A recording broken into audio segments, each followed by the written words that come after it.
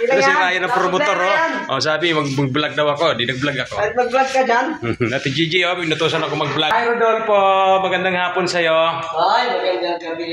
Ay, hapon na pala, gabi na pala. Alas 5 na. Naabutan ko si Rodolfo. Hanggang ngayon, nagpipintura pa rin, mga guys. Sobra talagang sipag pala ng tao na to. Tsaka, talented pala to maging pintura. Yung papapintura ng bubong, puntakin nyo lang yan. Ilalagay yung number dyan. Okay. Kahit ano-anong kulay, kaya mong gawin. Magpapintura kayo ng cabinet, tawag lang kayo dyan, text lang kayo dyan, mag-comment lang kayo dyan sa YouTube channel ni PJ. Ayun. Yung mga nakapanood po nitong video na to, na nakakita po akong isang painter boy na napakalupit pala nito, talented pala to. Lahat pala ng kaya niyang pinturahan. Ngayon ko lang nalaman na sa Makati pala, siya na rin pala nagpipintura. Kahit saang lugar naman sa Manila. Kasi taga-Tondo ka nga ba? Tondo. O, mayroon mo taga-Tondo. Napakalupit. Taga-Tondo siya. Tapos, marami na rin pintura sa Tondo. napunta siya dito sa aming lugar.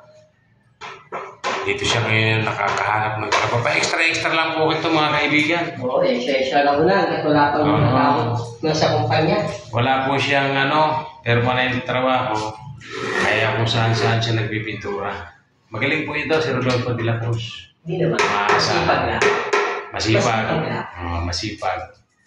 Lahat po ay kanyang ginagawa para naman rin natin siya. Ay, Ate Gigi, Ate Kuya Loroy. Boss, nag-vlog ako dito sa pintura ni Rodolfo.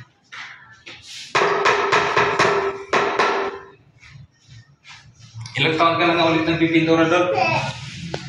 Mula noong 1997. Sa ibang pa lang ako nun. Wow. Nililibot, nilibihan, nagbubuhat ng mga pintura sa taas. Pag may pinaliha sa akin yung pinto, nilihain ko yung kesame. Pagka naliha ko na yung kesame, iwanan ko na, bahala na sila doon. Lilipat na naman ako sa ibang kwarto para mag-iwan ng kesame. Manlupit.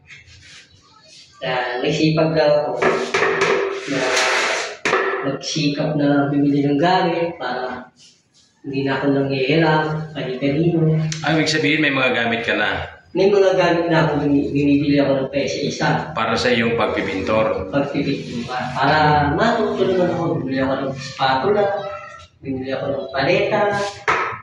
Yung araw, hindi pa uso yung mga adela-adela. Yan, wala pa yan. Ibig sabihin? Mga adelang kahoy, wala pa yan. Kung sino man? Ang original na gamit ko noong araw, paleta. Isa, 24 lang ang laki. Meron naman 6 na dapat. Noong araw yun. Ngayon, palaki yan na. Gumagamit na sila ng radela. Gumagamit na sila ng radela malaki. Yan na yung ginagamit sa ngayon. Parang pagpakyawan na. Noong araw kasi, isa ka, paliitan pa nga ng paleta. Ngayon, palaki naman ng paleta. Pabilisan na. Pabilisan na. Kaya, mga nagpipintura sa ngayon, karamihan, pakyaw. Sa mga subdivision. Sa mga subdivision, kahit saan. Ganito rin ang pinturahan, di ba? Puro white. Sa subdivision, sa Pilimpes, sa mga building. Depende yan sa mga gagawa. Papakiwin niya o arawin niya. Depende sa pag-uusap ng riyari.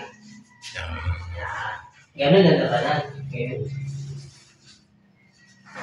So yun, ako yung natutuwa at naabot ako si Rodolfo at napatunayan niya sa akin na lagi kaming nagkukwentuhan tungkol sa pagpipintura. Sabi niya magaling daw siya, marunong daw siya. Ngayon napatunayan ko na. Ako mismo magpapatunay sa inyo na siya ay magaling talaga magpintura. So yun lamang po. Palike and share na lamang po. Heart, thank you so much. Magandang hapon po. Now is March 24. alas 6 ng gabi. Thank you.